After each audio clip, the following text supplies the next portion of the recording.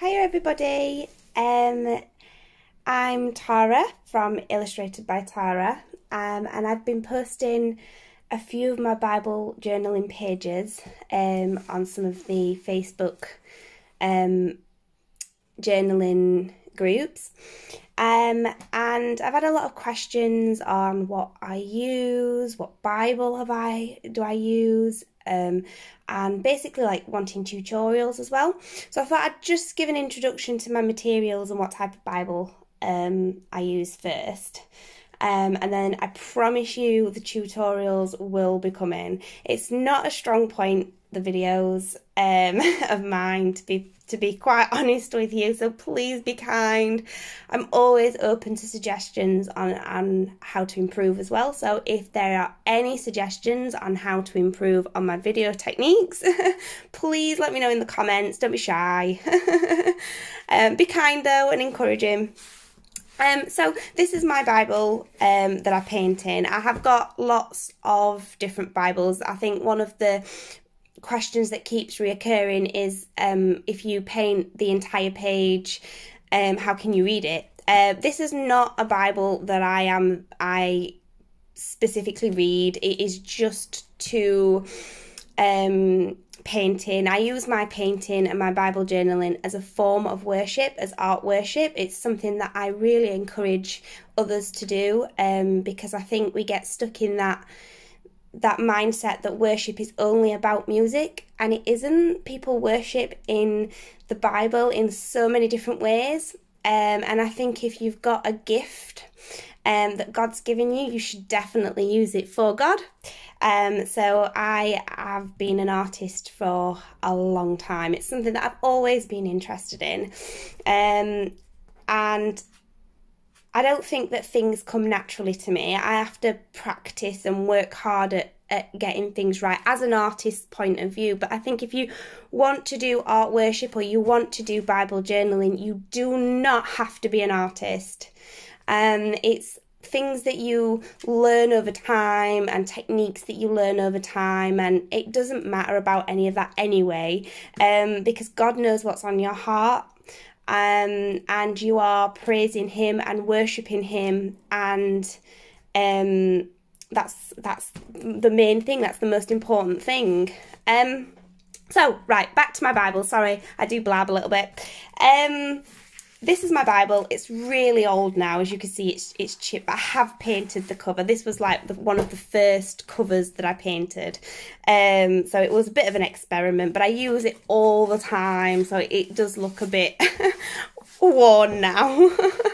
It wasn't a specific thing. It was just that I'd found it on the internet that had got margins if I wanted to just paint the sides, which I do sometimes just paint the side and not the words, but it's mainly that I cover the pages. So it's just an NIV Bible, this one. That's the makers, and it was a hardback cover. I've found over time that the best, if you're going to paint the covers, is fabric coated covers.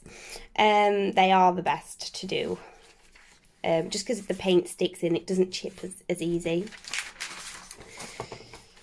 So some of the materials, like that was actually quite a recent one. It was inspired by a girl called Jenna. It's Scribbling Grace on Instagram. She also has a website. She is absolutely fantastic at it, amazing at it. The ideas that she comes up with, she actually does templates as well, that you can download for free. And a lot of people have been asking about my lettering. This is not something that came naturally. I can absolutely promise you that. That was when I just kind of started lettering. That is more or less over the last 6 months. Something that I am still practicing and I'm still trying to perfect. But again, Scribbling Grace, fantastic. She has free lettering practice sheets that you can download, and you're well on your way then. But practice is the best way forward with lettering, definitely. But yeah, that was just a design that was inspired by her. Don't know whether you've seen that, but that's one of my most recent ones. That's actually painted with gouache. pin. It was Arteza. That's one thing that I have not got prepared. Bear with me a second. So that's it. They're not actually that expensive. I think it's about 18 quid. And there they are in the individual pots. So, that was actually one of the first ones that I did with that, and I absolutely loved it. It went on really, really well. So what I do is I draw out the design first, and then I paint them. As you can see, I've underlined the verse or the sentence or whatever that it comes from, just so I can reference it a lot easier. So I haven't filled this in completely yet.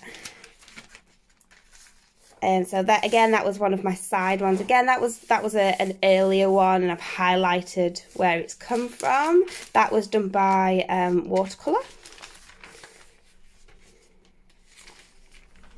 That was acrylic. That was one of my first ones. I'm just trying to find like good examples of, bear with me a second. So this one, this is actually watercolour. As you can see, the lighthouse is lighting up the verse that I've taken it from. Watercolour and Bible pages is a love-hate thing for me, I think. I do have to be careful not to get it too wet because it can crinkle. I do use a heat gun on it, which again causes the pages to crinkle, but I hold the pages like that and then dry. So I'm stretching the paper as I'm drying it. You know yourself, once you've done it a few times, what works and what doesn't work. So I think it's really, really much like trial and error.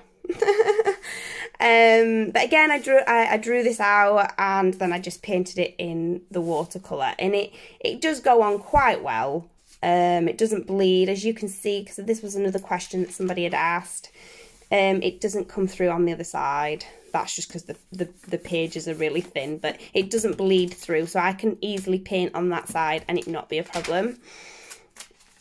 Let's have a look. Again, watercolour. That was actually the very first Bibling page that I did. As you can see, my lettering's not amazing on that one, nor is my watercolour skills. That was trial and error. That's my lion.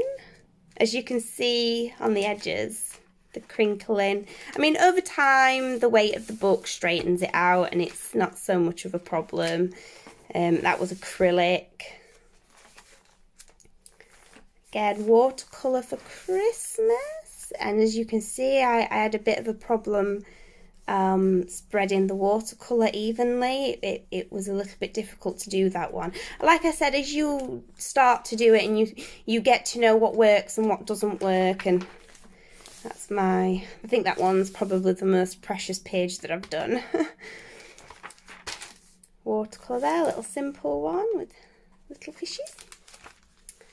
Again, that was one of my earliest ones. I think that's it. One for Halloween.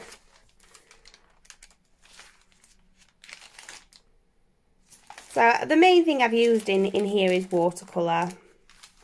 The acrylics that I use are this make. They are fantastic. They're really, really, really good. And these are always on offer, this make as well. It's a really good make, but it's always on offer. I never buy these at full price. And then the pens that I use, which I know has been another question, is the Tombow pens. That's the design of the pen, but it's actually a proper calligraphy pen.